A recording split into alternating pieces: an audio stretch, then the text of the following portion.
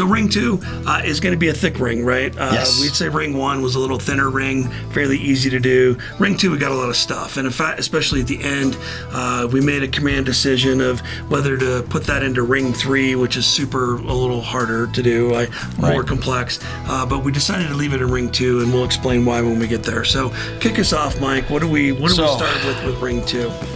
That encryption. Hi, I'm Eric. I'm Mike. And welcome to the Cyber Sitrep. Oh, even better. We're getting good at this. This is the second take, and we still got it. Yes. Awesome. I thought for sure we were going to drop it. I know, I did too, but no pressure. Thanks, man. No pressure. You're just wanting us to fail, aren't you? You're just pushing us. No, I just know what I'm like. Failure is not an option. He's not it just lying. happens. He's not lying. That's fair. So, Mike, what's our topic? What are we talking about? are continuing on with our intro Cybersecurity 101 for small businesses, and now we've gone to ring 2. Yeah. So if we remember back to the core, the rings, concentric working rings. our way out. Yeah, we're starting to get a little bit more heavy lift here, right? More technical, maybe yeah. more expense. Yeah. Definitely more technical for sure. Absolutely. As we get into this, and effort involved, right? That's right. Yeah. And some knowledge, right? That's what I was This trying could be to a say. little scary, Yeah. right? It can be scary if you're a small business Once owner again, and Mike- you're not tech savvy, which is fine. Yeah. But you're going to push some tech buttons here. Maybe Yeah, that this could be is a little where scary. you may lose cabin pressure and need to bring in That's right. somebody that's a little more adroit. That's at, right. Cybersecurity than you are. So yeah, that's what you said is what I was trying to encapsulate, and I was struggling for the word. So thank you, I appreciate that. Stuff happens. Yeah. Sometimes we get there. Sometimes we just go off into wherever our little minds go. And that was me. So happens quite frequently with me. Well, I'm glad I'm not alone. That's good. That's why we get along so well. Been right? dropped on my head one too many times. Exactly. Taking a couple too many shots to the head. So, quite literally. Yeah. Mine was climbing towers. So even with a hard hat, I had my bell rung a lot. So. All right, so ring 2 is going to be a thick ring, right? Yes. We'd say ring 1 was a little thinner ring, fairly easy to do. Ring 2, we got a lot of stuff. And in fact, especially at the end, we made a command decision of whether to put that into ring 3, which is a little harder to do, more complex. But we decided to leave it in ring 2, and we'll explain why when we get there. So kick us off, Mike. What do we start with ring 2? That encryption, your data at rest on your hard drive, encryption. For a Windows machine, BitLocker is there. I want to say, though, right up front, I've had people make big mistakes when you turn on BitLocker. Yes. Please listen to this part. Please emphasize this in post. It is very important. That? You have to maintain the key that you are given. Yes. The last step is saving your key. Mm-hmm. If you save it to the local hard drive, you have not saved your key where you can get it. Well, and because to be fair, next boot, Windows won't let you save it to the hard drive being encrypted now. That's good. That is a really good thing. Yeah. So you have to either print it, right, or you need to save it to a USB or some other drive, or copy it to OneDrive, or copy it to Google OneDrive, or you can save it if you have a Microsoft account to your Microsoft account. But that key, the next time you reboot your machine, that'll be the first thing they ask for. If you have lost that key, you have lost all of your data. There is no recovery. Hosed. So while this is a beautiful and much needed security step, be warned. Mike, you're scaring people. Well, there you go, being scary again. They'll be more upset when they don't have their key. So I take a picture of it. Yes. I save it to a USB. That's brilliant. Yep. Awesome. Right? Yeah. And that way I know I have my key. Yep. At a minimum, I print it and keep it somewhere, secure if I need to get back to it. If you're fortunate enough to have some of those advanced commercial tools out there, they will key escrow that for you, where they'll pull it off the machine and keep it in a centralized list for you. So that way, the point is, make sure you have that before you go any further, right? Because the whole idea is it's protecting your data should you lose your laptop, your USBs, your other things that you're encrypting. Then you've effectively given the person a brick. Right. They have no data. What we're trying to say in this is don't give yourself a brick. Exactly. By not having that key. No self-inflicted wounds. Exactly. Gotcha. Okay. There's no coming back. No. Microsoft will tell you that you're just done. Yeah. And then the other thing, too, is now that we've got you past that hump and you're ready to do this, do it on anything that can enable it, right, in your environment. Exactly. Your laptops, your removable drives, et cetera, right? Try to do that. And see our other sit rep on that where we talk about the different types of media out there. Maybe a hardware encrypted route would be a little easier pull for you. That way you only have to write down a PIN, right? Anywhere from 6 to 8 digit PIN that you keep somewhere secure. But the point is, you want to try and keep your data safe from prying eyes, right? And we're going to do that with the data at rest encryption. So one of the biggest veteran breaches was when the worker for the VA lost his laptop and it had all our records on it. I always use that example in this class, right? How much? So, Mike, so for everybody. Not that we as veterans have felt any pain from that, but not at all, right? And, and that was really, though, thinking about it, that was the first time I saw the Dear John letter, right? Was from VA for that specific incident that occurred. And then they just started coming after that. And now there's been so many, to your point, you kind of lose the magic of it, right? But so what happened, right? The story is, so there we were, right? There's an employee that was a VA employee, was out with his government-issued laptop, was outside of the office and was left his laptop in his car. He went in to go get lunch at a nearby restaurant, and the laptop was visible through the window. And it wasn't there for long. No, some aspiring computer scientists decided they needed the computer worse and broke the window, took the laptop, ran off with it. And back in those days, the VA hadn't implemented data at rest encryption across their entire environment. I wanted to call it full disk encryption, FDE, right? It's the technical term.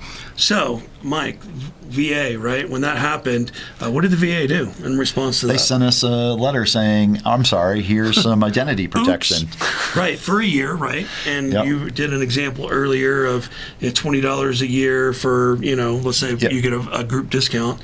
How many veterans were on that system? Millions. Millions, right. And they were all on that system, right? That's right. And so that cost the VA a pretty penny just to get us. So that was one thing it cost them, right? So one was the cost of sending the letters out, right? 2, you get free credit monitoring for a year. And 3, we have a 24-hour hotline you can call. Right. To talk to somebody. To ask about it, see what happened. To assuage your fears, right? And so, Mike, They won't admit to how much it actually cost. There's a lot of wild theories out there. What was the theory you heard on how much that incident cost the VA to recover from? It was hundreds of millions as well. Oh, wow. Wow. Okay. I heard somewhere in the 20, 25 range, but I'll go with the hundreds because that's more dramatic. I figure even if it was $1 per for a month because they got a bonus plan for the identity protection alone, it must have cost them $20 million just to get our identity protection. Right? Now, in the VA's defense, back in those days, BitLocker wasn't a thing, right? It wasn't even a gleam in Microsoft's eye at that point. So we only had third-party products to rely on for that. And once again, those weren't inexpensive, but they weren't terribly expensive. So it was probably a cost decision at that point. But, that one incident, millions of dollars in compromise. Right. And now the small business owner, has BitLocker with your Windows Pro system. With Pro. I just wanted to emphasize you have to have the Pro version of 10 or 11 for that to work. Exactly. And for that key to be kept so you don't have to put it in every time, you also have to have a trusted platform module chip on your motherboard, which if you have anything resembling a modern PC, it will have a TPM chip on it. That's right. Once again, trusted platform module. That's right. We got some vowels in there. We've been beaten up a little bit for our excessive use of acronyms. Exactly. Okay. So encrypt. Yep, absolutely. Bottom line there, if you have data and it's just sitting somewhere taking a nap, data at rest, Yep, absolutely. Encrypt it. Yeah, and we've mentioned for Apple, they have File Vault. If you have any modern system from Apple, it automatically has a T1 or T2 chip in there, enables that function. Now, once again, that is not something that's turned on by default in either distribution there, so you need to enable that, right? Record that key. And then finally, if you're rocking in the Linux world, Lux, L-U-K-S, is the Linux Unified Key System, I believe. Okay. That's what that stands for. I'll look it up. I still may have use that wrong. PGP. pretty good privacy. Well, yeah, PGP works great too. Yeah. I mean, you are dating yourself. Oh my gosh. Yeah. And I thought I was old, guys. Wow, that's awesome. Okay, so enough said about that. Data rest encryption across your entire environment, wherever you can. Your portable storage and your fixed devices, right? Yep. And then 1-2 punch, right?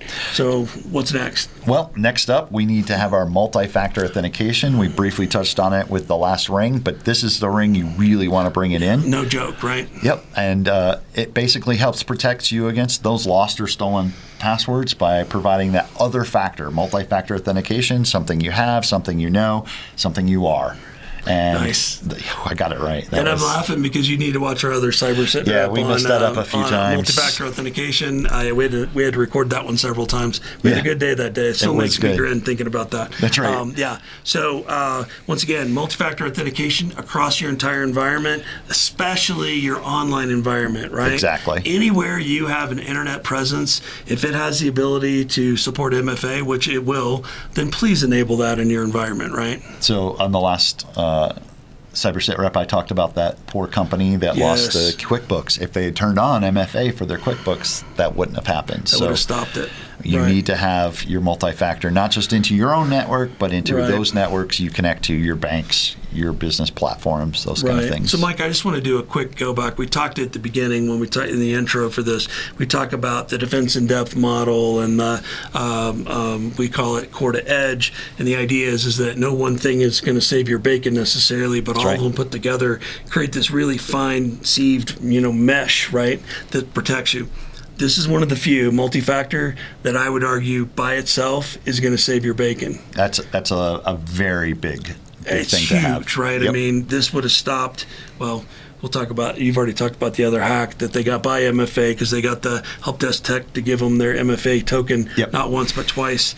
So in that case, MFA didn't fail. It was the user that failed, which is why in core we say if you don't do anything else, train your users. Train your users, exactly. right? I mean, come on. All right. So multi-factor, we got hardware, software. I don't want to spend a ton of time on it. Go back to our other Cyber Sitrep on that, but make sure you have multi-factor enabled. Have more than one factor, and your dog is not a factor because it kisses you. Right. Oh, and that brings up a good point, is two of the same factor don't count either. Right. 2 passwords is not better than 1 password. Exactly. It's the same. It's redundant. And then you're going to mess up, and you're going to forget one of them. And don't be that person. I call that redundant. Yeah, the redundant Department of Redundancy. Yeah, That's awesome. Okay, multi-factor. What's next? Virtual private networks, VPN. Yeah. And I think we said, bro, do you even VPN? And another Sitrep about this, much more in depth, right, on this topic.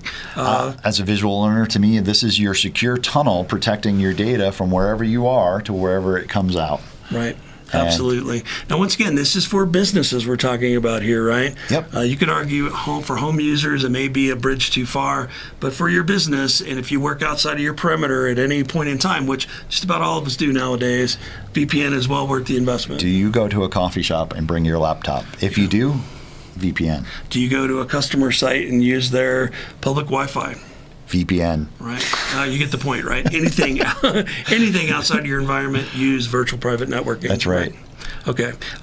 What's next? So tightly coupled with VPNs. Is you're implementing your Wi-Fi security within your perimeter, within your workforce. And once again, I'm dating myself, Mike, but we came up from the old days of 10 base 2, thin net, coax, and then 10 megabit, 100 megabit, token ring, I could go on and on. We came from a wired background, right? And so everything was wired. Wi-Fi was exotic, and it was hard to implement, and it wasn't very prevalent. Now or secure. Exactly, or secure. And now it's the exact opposite, right? Wi-Fi is ubiquitous. It's everywhere. And a lot of our current customers we have don't even use wired networking. No, because it costs money to run the cables and maintain the cables. And it does. That's a fair point. You know what I mean? Yeah, it does. It's more secure because you know where your data is. Absolutely. When I teach class, I'm like, why is Wi-Fi the least secure? Because it's everywhere. Because it's in the air, and everybody Our data is literally, probably now, there's data floating by us from people on Wi-Fi networks. Exactly, which we talk about in another Sitrep. Yeah. So we're not going to go super in depth, but if you are using Wi-Fi in your environment, which I guarantee you are, because that's the trend, right? The minimal acceptable standard for Wi-Fi security is WPA2 pre-shared key. That's right. And so WPA stands for Wi-Fi Protected Access version 2, and that's old. Really go with WPA3. WPA3 is the new standard. It's the current new sexy. And this is when you connect to your SSID, which is your system service set identifier. Yeah. That's it. But that's the name. When you say, what's my Wi-Fi name, right. that's what we're talking about. Right. Mm-hmm. And then there's usually the passcode or password. Right. That's your WPA2 passkey that you're shared. Yeah, your pre-shared key. And the we say minimum because it's shared. So if you give that password out to 20 people and all of a sudden you have a person leave, then what you should do, and I say should because nobody ever does this, is you should change that pre-shared key, right? So they're not sitting in the parking lot still using your Wi-Fi. Right. Or worse, hey man, can you share that key with me? And then it gets out of your control really quick. So, which leads me to telling people when I walk around, hey, my Wi-Fi password on the whiteboard showing that the company Wi-Fi password is X. Yes. You just gave away the password to anyone who comes in your office. Number one thing we look for when we go and visit a new client, right? Yep. It's one of the first things we do from an OPSEC perspective, besides looking at their physical security, is looking to see do they have Wi-Fi passwords up on the board. Because that tells us a lot about what we're in for with an education, right, for that customer. Absolutely. So, and I love you guys, but you know who you are, and we've already called you out on it, so we're good. So please don't do that, right? Right. Control that. Even your if guest Wi-Fi could be different. Absolutely. Because that's what it's meant for. Exactly. Yes, it's segregated. It's not on your normal network. Yep, exactly. So. Once again, see our other Cyber Sitrep on that's that. That's right. We'll get you savvy on that. All right. So the next one that we do for Wi-Fi, I call this a keeping honest people honest measure. Yep. And this is where we use Media Access Controller, MAC, M-A-C, address whitelisting, or allow by exception. So as it turns out, every network device that's out there has a Media Access Controller address, right? That's right. The hardware address. A unique ID. Yes, unique ID, 48-bit, right? Yep. Burned into the silicon and is immutable, right? So nobody can change their MAC address on their network card, can they? Oh, no, we can. Oh, yeah, easily, right? Once again, this is why it's keeping honest people honest. So, let's say you have 10 employees in your employ. They all have laptops. You have those 10 MAC addresses hard-coded in there. Here's what's really going to floor you. You even have your WPA2 or PA3 pre-shared key enabled, your Rocket encryption. Guess what? As a bad guy, I can still grab the MAC address of every system that's using that encrypted channel because that's not encrypted. It can't be by virtue of the protocol. Right. It has to talk to the access point and say, hi, I'm here, which is done in clear. Yes. So what that means, if I have evil motives, is I can capture the list of all those addresses, wait for you to log off or sign off, because all of a sudden I don't see your traffic anymore, even if it's encrypted, and then I can change using free open source utilities out there. Some are even built in now, right, to the operating system, Linux, where you can change that MAC address on the fly and become that person effectively, or that system, right, not the person, right. So once again, if I have that pre-shared key, which some people use password, real thing, coupled with I've grabbed the MAC address, now my odds of getting on your system are really, really good. We did a pen test against the city, and it was the city motto. Oh, well, that makes sense, right? Easy to remember, right? What's the city motto? It's our Wi-Fi. Esprit de corps, right? Exactly. So in our other Sitrep, we talk about that's not acceptable. What we recommend is you authenticate the user that's on that Wi-Fi device, and we do that with Radius, right? Which is remote authentication, dial-in user service, Radius, right? Which is old school. Speaking of super old school. The reason it says dial-in is because it used to be for dialing in with your modem. Bung, bung. He does it so well. It gives me flashbacks. That's cool. Yeah. Right. So that's what it used to be for, but now it's modernized. Exactly. With the same name. Yeah, so we call that WPA2 Enterprise or WPA3 Enterprise. Enterprise is that Radius add-in that authenticates the user. So not only do they have to have an initial key to get on, they have to have their unique username and password to get on, and then the key is automatically updated every 1,000 packets. So it's a much more secure environment for Wi-Fi, which is why we recommend doing that. Now, that's another segue really quick, is that to use that feature normally requires business grade gear. So if you're still trying to get away with small office, home office, you're probably not going to be able to do enterprise. Not conveniently, right? So make the investment. It's not much more. Buy business grade kit, employ that in your organization, and you'll thank us later. Yeah, so, absolutely. All right. And again, all of these are doing what you can with what you have. Absolutely. And this is a plan for the future should you get there. So that's a great point, Mike. So if you don't have enterprise capable gear, then go with pre-shared key for now. That's all right to start, and then make it a item, right? A plan for it. Invest, buy that upgraded gear that's business grade that will get you there. Right. That's totally all right. And change it every 2 months or something, so that way it's new and fresh and so you can do what you can with what you have. Absolutely. Which brings us to the hardest part, right, of Ring 2, and that is systems hardening, right? Yep. How do we lock down our systems? Right. Because as it turns out, believe it or not, guys, the vendors, and they're all guilty of this, they don't turn on a lot of things by default from security point of view because it makes your experience less robust, right? Yeah, and they have a lot of their bloatware. Yes. Especially if you're a Windows purchaser. Yeah. It comes with bloatware. Yeah, through an OEM, right, an original equipment manufacturer, you're probably going to get bloatware, which is stuff that is not essential to the operation of the system. Solitaire.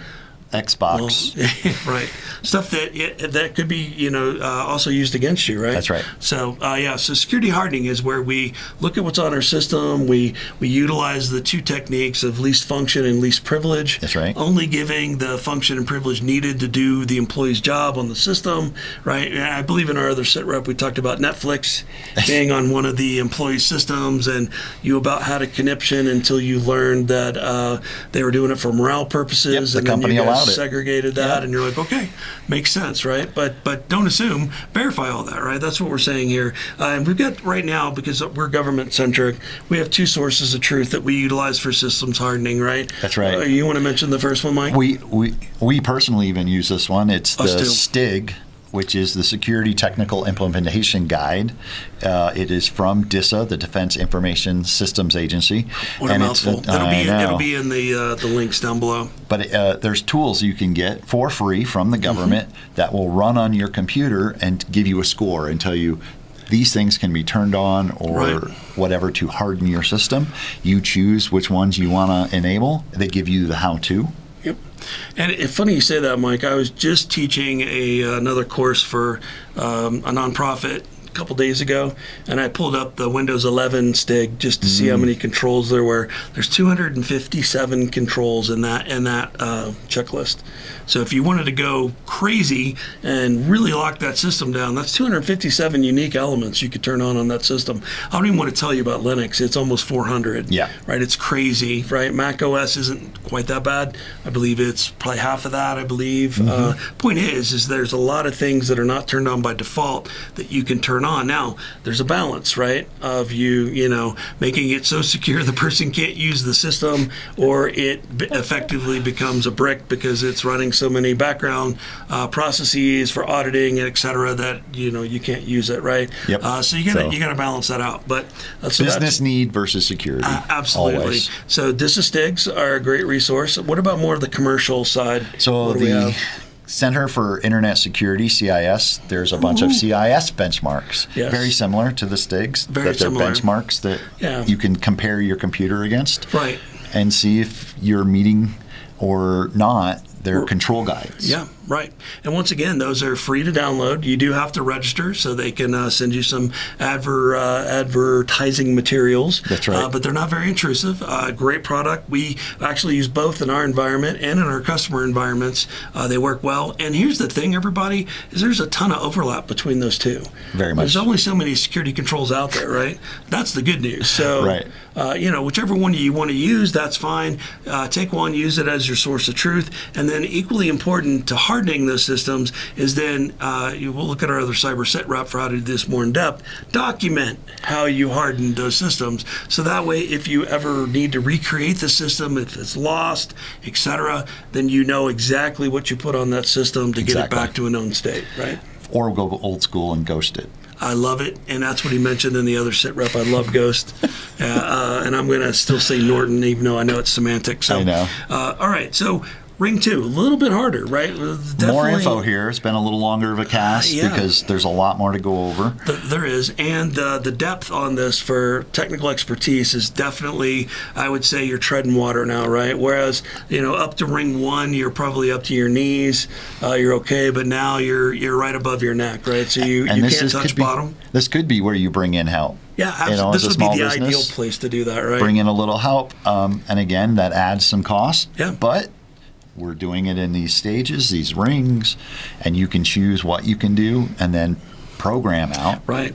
And budgets for to do it. Absolutely. And I recommend, just in closing for me, is at least take a look at this, right? Yep. Take a look, see if it's something that, one, is it something you have no idea what to do? Right. Or do you think you can do some of it and outsource? Just find your comfort point there, and don't let this go. This is really important, especially if you're doing business with the government. It's a requirement. That's right. Yeah. You can always, ask someone in your office if they can spell IT. When they say IT, go, you're our IT guy. Exactly. A gal, let's do this Please thing. don't do that. You're not going to like what happens. So, personal experience there. That's right. Yeah, we had a client that went to the lobby because he heard a kid in the lobby knew how to do stuff and brought him into the company office to start fixing the computers. That's awesome. Until their security person found out and was like, Jimmy from the lobby is not the IT person for our company. Yikes. That we'll have to do another sit rep on that. That sounds great. Don't hire Jimmy from the lobby. No, exactly. There's the takeaway. Ring 2, don't hire anybody in the lobby. So would you like to close this out, Mike? Sure. So we want to tell you that we're coming to you from the Studio 809 Community Center podcast studio at the Next Us. It's a professional cooperative environment for small businesses here in downtown Colorado Springs. They take care of us. We like to shout out to them. And then we want to shout out to you to remember to like, follow, and get ready. We have Ring 3. The outer... Is it the outer ring? No, we still have one more ring, and then we have Edge. We're not done yet, people. Woo. Ring and then Edge, so stay tuned. Go get some water, hydrate, because, this next one's going to be rough. All right. Thanks, we'll everybody. See you then. Take care.